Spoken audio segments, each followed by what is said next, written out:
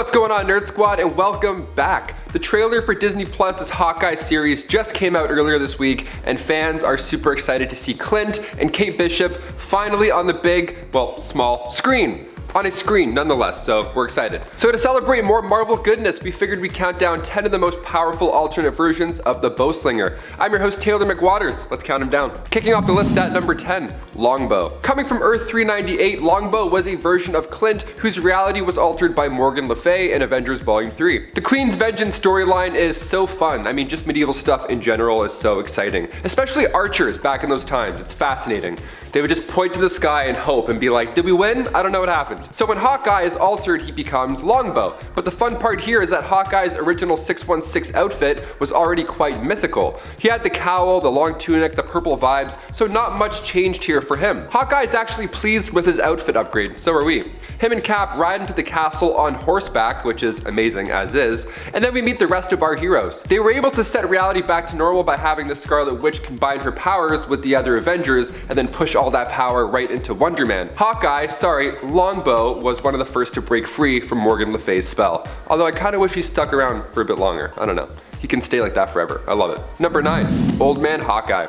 Coming from Earth 807-128, the Old Man Logan future where supervillains have taken over the world, and Hawkeye led other Avengers to Las Vegas as well as the Thunderbolts, but when they got there, the Thunderbolts betrayed the entire team and everybody bit the dust. It was horrible. Baron Zemo took out Black Widow but purposely spared Hawkeye just to torment him. Guy's a freak. Cut to decades later, he has the long white hair, he's really old now, he's ducking out in the woods, but he was soon hired by Jebediah Hammer to guard a delivery trip across South Dakota.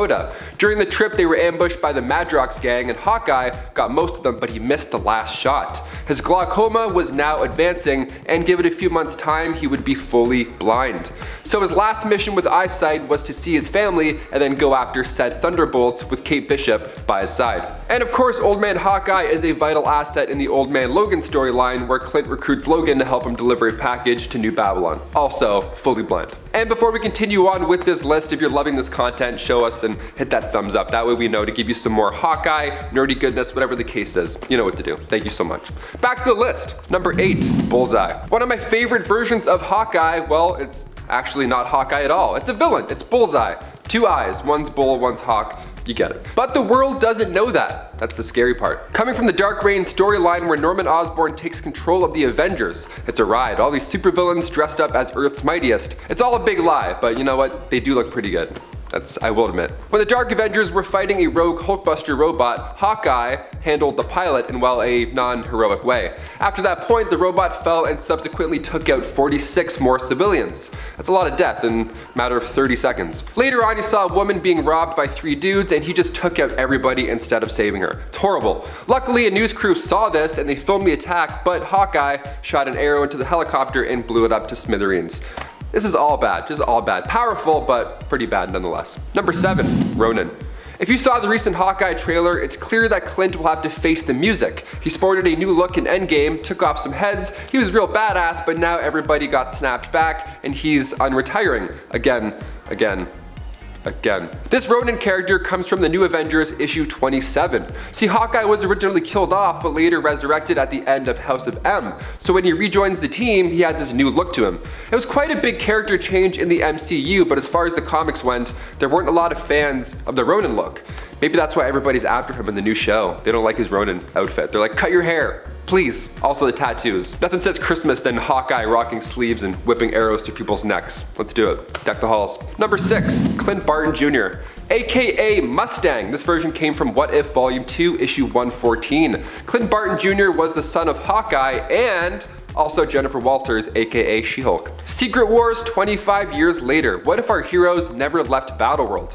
Well, it doesn't sound like they would be too bored, because all the heroes and villains called a truce and then they settled down, all started hooking up with each other and started families in the city of Denver that was making up part of the planet. As Odin would say, Denver is not a place, it's a people. Denver, not Asgard, Denver.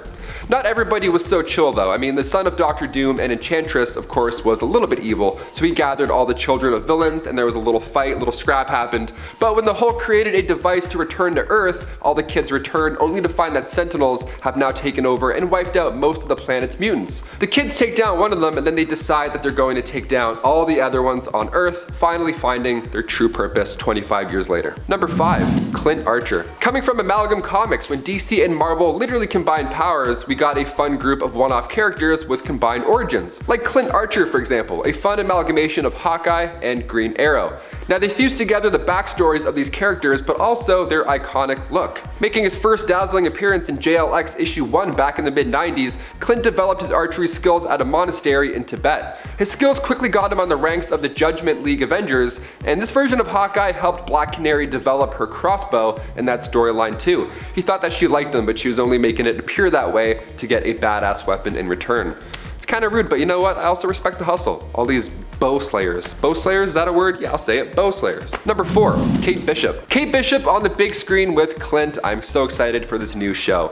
Kate first appeared back in Young Avengers issue 1, but come issue 12, only a year later, she was the new Hawkeye. Kate was the youngest daughter of a rich family. Her father was pretty distant, and her mother was always taking vacations until she finally met her fate one trip. So Kate wasn't close to her family in any way. Even her older sister Susan, she's not really around. So Kate had to rely on herself. She developed a stubborn personality in doing so, and when she was young, she saw her dad fighting a guy in his study, and this scared her, so she followed him to see what was up. She eventually followed him to a meetup with El Matador, but got herself caught after her father had left the deal. El Matador held her for ransom, but the Avengers came in and saved the day. Nice. Hawkeye was scouting the place for days, and she was really impressed with him because he was the only regular human. He wasn't a superhero. So she looked up to him after this point, and after Kate was attacked one night in Central Park, she decided to train herself in swordplay, archery, and martial arts, and eventually became that same hero she once looked up to. How amazing is that? I can't wait to see this relationship on screen. Haley Steinfeld is going to kill it in the MCU. We're gearing up for the Young Avengers. It's finally happening, people. I'm pumped. Let's do it. Number 3, Goliath. When one of Hawkeye's bowstrings snap in Avengers issue 63, Hawkeye comes up with a new way to play his part on a team.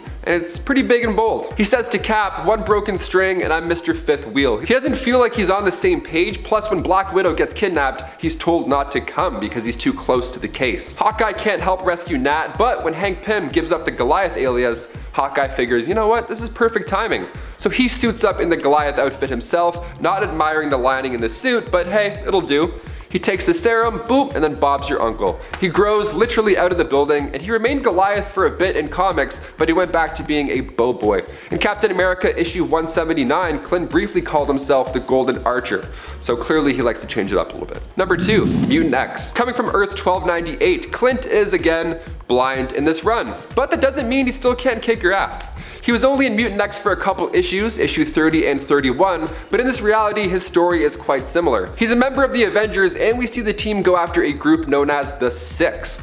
Not the Sinister Six, just the Six. But they also have to take on the new leader of the Six, which is an insane version of Captain America. They all defeated the Six even though Hawkeye was blind. He was still sharper than ever. Because his senses were now dialed in, his focus was still there. But psychotic Cap still ended up overtaking the team. Honestly, not bad for being blind. That's pretty impressive for Clint that he got that far in the first place. And finally, number 1, Ultimate Hawkeye. The Ultimates are great, but also pretty dark. Clint first entered the Ultimates in issue 7. He was an Olympic archer wrongly accused of murder, so later on, once he was freed from death row, he used his skill to become a US intelligence agent. He was quite active around the globe. He was there for the liberations of Kosovo and Afghanistan, and even the fall of the Berlin Wall. So he got around, and eventually he got in front of the right people, like Nick Fury.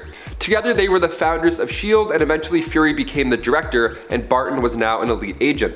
Clint, as usual, partnered up with Black Widow often, and despite his harsh lifestyle, he was able to raise a family with his love Laura. He also had 3 kids, Callum, Lewis, and Nicole. Nicole was named after her godfather, Nick Fury, which is so cute, had to include that detail. These missions were dangerous though. Clint would always call his family and say goodbye before departing, which, I gotta say, it's a pretty sad phone call to get like once a week. That's pretty, I don't know, I'd have to stop that after week 3 maybe. Hawkeye became reckless over time, he picked a fight with Wolverine, and he also tried to take out Magneto with a single piece of shrapnel, but Quicksilver intercepted and sacrificed his own life to save his father.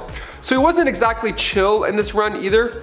Now this version is still badass though, even if he is a little darker. For example, how he handles Black Widow betraying the team. Well, it turns out Black Widow was part of a group called the Liberators, where she blamed the US for the fall of Russia. So she leaked the Hulk's true identity to the world, she framed Cap and Thor, and she took out Edwin Jarvis. She was very evil the entire time, but she also got Hawkeye's entire family taken out. So now he wasn't too happy either. In Ultimates 2, issue 13, Clint visits Natasha in the hospital to get some payback. One in each hand, and then the rest, it's gory. He's horrible. But you know what? He's still badass and powerful nonetheless. Guys, those are just 10 alternate versions of Hawkeye. If a part 2 is in your hopes and dreams, let us know and hit that thumbs up, or leave a comment down below on who else deserves the spotlight in the future. I've been your host, Taylor McWaters. Keep being you, and we'll see you next time on Top 10 Nerd. Peace.